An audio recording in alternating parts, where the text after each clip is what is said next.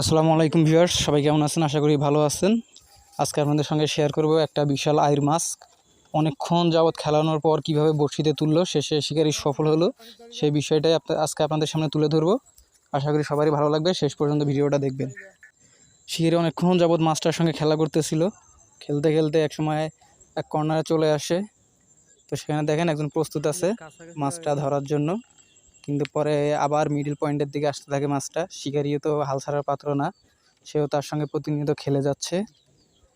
তার বদ্ধ সংকল্প, সে যেভাবে হোক সফল হবে, মাছটা সে তুলবে, তাই সে তার মতো প্রতিনিয়ত চেষ্টা করে যাচ্ছে।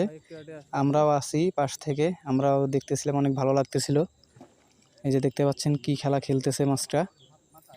তো শিকারিও তার সঙ্গে খেলতেছে, পাক্কা অভিজ্ঞ একজন শিকারি।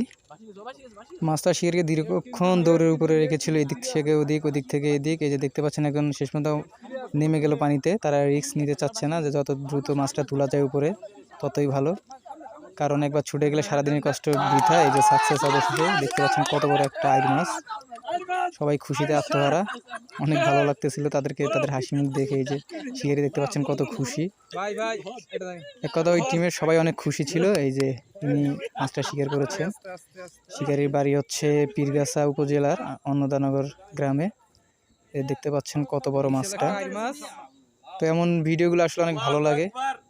অনেকের এরকম বড়শি দিয়ে মাছ ধরতে ভালো লাগে, অনেকের দেখতে ভালো লাগে। আসলে সব কিছুই ভালো লাগে, যার মন মানসিকতা যেমন, শুধু ধৈর্য নিয়ে দেখতে হয়। তাদের সারাদিনের কষ্টের ফল ছিল এই মাছটি। সারাদিন তারা তেমন কোনো মাছ শিকার করতে পারেনি, শেষ বেলায় এসে এই যে এত বড় আইর মাছটা। কেমন লাগলো ভিডিওটা অবশ্যই জানাবেন। সবাইকে ধন্যবাদ।